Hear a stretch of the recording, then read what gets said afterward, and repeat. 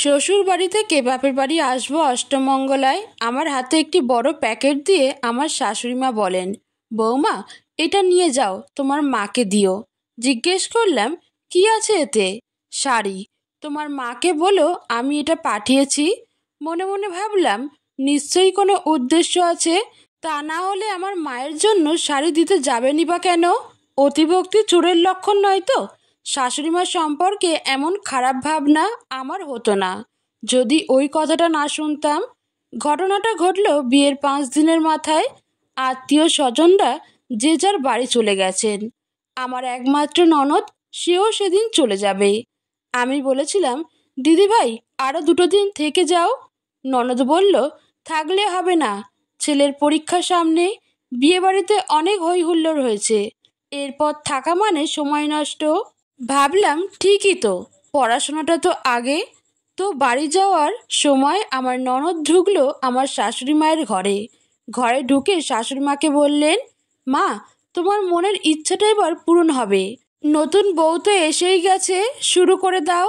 ঠিক তখনই শাশুড়ি মায়ের ঘরে আমি ঢুকতে যাচ্ছিলাম। ননদের এমন কথা কানে আসতেই ঘরে ঢুকতে গিয়েও আমি আর ঢুকলাম না, দরজার বাইরে দাঁড়িয়ে থাকলাম। ননদের এমন কথায় আমার শাশুড়ি মা বলে উঠলেন, সে কথা বলতে শুরু তো করবই, এই তো সবে 5 দিন হয়েছে, দাঁড়া, আস্তে আস্তে সব হবে। মনের সমস্ত রাগ এবার উসুল করে নেব। রাগ উসুল করে নেব, এমন কথা শুনে আমি তো হয়ে গেছি। মনে মনে ভাবলাম, এই 5টা দিনে কি এমন করলাম যে রাগ উসুল করবেন? আমি তখন দৌড়ে এসে একেবারে আমার ঘরে। আমার বর তখন জামা প্যান্ট ইস্ত্রি করছিল। আমাকে এইভাবে দৌড়ে আসতে দেখে বর জিজ্ঞেস করছিল, কি হলো, এভাবে দৌড়ে এলে? আমি কি উত্তর দেব তখন বুঝতে পারছিলাম না। কথাটা ঘুরিয়ে দিয়ে বললাম, কই কিছু না তো। যেভাবে তুমি দৌড়ে এলে আমি ভাবলাম ভয় পেয়ে ছুটে এসেছো। এদিকে ননদ তখন শাশুড়ি মায়ের ঘর থেকে বেরিয়ে এসে আমাকে ডাকাডাকি শুরু করে দিয়েছে। আমি ঘর থেকে বেরিয়ে আসি, সঙ্গে আমার বড়। আমি কাছে যেতেই ননদ বলল, ভালো থেকো, সুখে সংসার করো, সব সময় হাসি খুশি থাকবে। তারপর আমার বরের দিকে তাকিয়ে বলল, ভাই, আরশিকে ভালো রাখিস, ও এ বাড়িতেও নতুন, ভুল ত্রুটি হলে মানিয়ে নিস। এমন কথা শুনে আমি হতবাক। কিছুক্ষণ আগেই শাশুড়ি মাকে যে ওই রকম একটা কথা বলে এলো, আবার আমার সামনে এসে অন্য সুরে কথা, ভাবতেই পারছিলাম না। একটা খটমটো ব্যাপার তৈরি করে দিয়ে ননদ বাড়ি চলে গেল। এদিকে মনের মধ্যে ওই কথাটাই তোলপাড় করছে। ভাবলাম, এ কোনো বাড়িতে এসে পড়লাম রে বাবা। শাশুড়ি মায়ের মনে অসৎ উদ্দেশ্য আছে জেনেই ভয় করতে লাগলো। ভাবছি বাড়িতে ফোন করে কি মাকে জানাবো। তারপর ভাবলাম, না থাক, মা এমনিতেই টেনশন করে, এসব শুনলে মায়ের প্রেশার বেড়ে যাবে। তার ওপর দিদিকে নিয়ে চিন্তা, নিজের মধ্যেই রেখে দিলাম ব্যাপারটা। ননদ চলে যেতেই বাড়ি ফাঁকা হয়ে গেল। শাশুড়ি মাকে তারপর থেকে সন্দেহের চোখে দেখতে লাগলাম। কিন্তু উনি আমার সাথে এত ভালো ব্যবহার করতে লাগলেন, আমি কিছুতেই ওনার ভালো ব্যবহার করাটা মেনে নিতে পারছিলাম না। সেদিন দুপুরেই লাঞ্চ করতে বসে দেখলাম শাশুড়ি মা অনেক কিছু রান্না করেছেন। খেতে বসে আমার বর বলে উঠল, আজ মুড়িঘণ্ট রান্না করেছে দেখছি, কি ব্যাপার?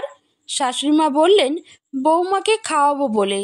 তারপর কাতলা মাছের বড় পিসটা আমার পাতে দিয়ে আমার বরের দিকে তাকিয়ে বললেন, এবার থেকে মাছের সব থেকে বড় পিসটা বৌমার জন্য থাকবে। মনে মনে তখন ভাবছি, মানুষ এত সুন্দর অভিনয় করে কি করে? যার মনে খারাপ চিন্তা থাকে সে মানুষটা আমার জন্য এত ভালো কিছু করছে, এতেই আমার সন্দেহটা আরও বাড়ল। শাশুড়ি মায়ের এই খাতির যত্ন করাটা আমার চোখে ভালো ঠেকল না তখন, কারণ মনের মধ্যে পুষে রেখেছি ওই কথা। তার ওপর অষ্টমঙ্গলায় যাওয়ার সময় মায়ের জন্য শাড়ি পাঠানোটা আমার সন্দেহকে আরও বাড়িয়ে তুলল যেন। আমি অষ্টমঙ্গলায় বাপের বাড়ি গেলাম। শাশুড়ি মায়ের পাঠানো শাড়িটা আমার মা হাতে পেয়েই আমার শাশুড়ির প্রশংসায় পঞ্চমুখ হয়ে উঠলেন। আমি কিন্তু খুশি হতে পারলাম না। ভাবলাম, চাকরি করা বৌমা পেয়েছে তো, তাই এইসব ন্যাকামি। কারণ আমি জানি এসব করার পিছনে একটা উদ্দেশ্য আছেই, স্বার্থ ছাড়া কেউ কিছুই করে না। তখন মনে পড়ছিল আমার দিদির কথা। আমার দিদিকেও নাকি দিদির শাশুড়ি বিয়ের পর ঠিক এমন যত্নটাই করেছিলেন। বুঝলাম নতুন বউ হলে প্রথম কয়েকদিন এই রকম একটু আধটু সবাই দেখায়। আমার দিদিও প্রথম প্রথম শাশুড়ির ভীষণ প্রশংসা করত। পরে দিদি বুঝেছিল এসব লোক দেখানো ছাড়া আর কিছু নয়। ভণ্ড কিছু মানুষ থাকে যারা প্রথমে ভালো দেখালেও পরে তাদের আসল রূপটাই চোখে পড়ে। আসলে দিদির স্যালারির টাকাটা শাশুড়ির হাতে তুলে দেয়নি বলেই অশান্তি। তারপর থেকে আর আদর যত্ন দিদির কপালে আর জোটেনি। দিদির কথা ভাবলেই যেন আমার চোখে জল আসে। দিদির মতো শান্ত স্বভাবের মেয়ের কপালে ওরকম একটা শাশুড়ি জুটবে ভাবতেই পারি না। দিদির বিয়েটা প্রেম করেই। শ্বশুরবাড়িতে দিদির কোনো স্বাধীনতা নেই, অথচ দিদি চাকরি করে। চাকরি করলেও দিদি যেন নিজে থেকে কিছুই করতে পারেন না। বাবা মাকে যদি কিছু দেয় তাও আবার লুকিয়ে, যদি জানতে পারে তাহলেই অশান্তি। অশান্তি শুধু দিদির শাশুড়িই করে না, অনির্বাণদাও দিদির সাথে ঝামেলা করে। অনির্বাণদা বলে, মেয়ের বিয়ে হয়ে যাওয়ার পরও তোমার বাবা তোমার থেকে হাত পেতে টাকা নেয় কি করে? অথচ বিয়ের আগেই এই অনির্বাণদা কত ভালো মানুষ ছিল। বিয়ের পর সব পাল্টে গেল। বাবা মাকে একটু আধটু যা দেয় তাও লুকিয়ে। একটা কথা তাই ভাবি, বিয়ের পর মেয়েরা কেন পর হয়ে যায়? কেন তাদের বাবা মায়ের জন্য কিছু করতে পারবে না? চাকরি করা মেয়েরা বিয়ের পর বাবা মায়ের জন্য কিছু করলে কেন এত অশান্তি? আমি ঠিক করেই রেখেছিলাম আমাকে যেন দিদির মতো না হতে হয়। তাই যা করব লুকিয়ে নয়, করব প্রকাশ্যেই। বাবা মায়ের জন্য কিছু করতে গেলে লুকিয়ে করতে হয় নাকি? কারণ আমি তো চাকরি করি। অষ্টমঙ্গলা কাটিয়ে শ্বশুরবাড়িতে ফিরি। ছুটির মেয়াদও শেষ হয়। আমি চাকরিতে জয়েন করি। বাড়িতে সদস্য আমরা 4 জন, আমি, আমার বর, শ্বশুর আর শাশুড়ি। অষ্টমঙ্গলার পর যখন ফিরলাম, শাশুড়ি বললেন, ঘরের কাজটা যেমন কাজ, বাইরের কাজটাও তেমনই কাজ। তুমি যেহেতু চাকরি করো, তোমাকে সেদিকটা আগে সামলাতে হবে। বাড়ির রান্নাবান্না আমি সামলে নেব। ছুটির দিনে তুমি চাইলে রান্না করতে পারো। এমন কথা শুনে ভাবলাম, এত ভালো মানুষ উনি।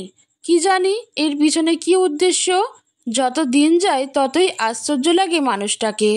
সকালে বের হবার আগে টিফিন গুছিয়ে দেওয়া থেকে শুরু করে জলের বোতলে জল ভরে দেওয়া পর্যন্ত এভরিথিং। যেমনটি নিজের ছেলেকে করেন তেমনই আমার জন্য।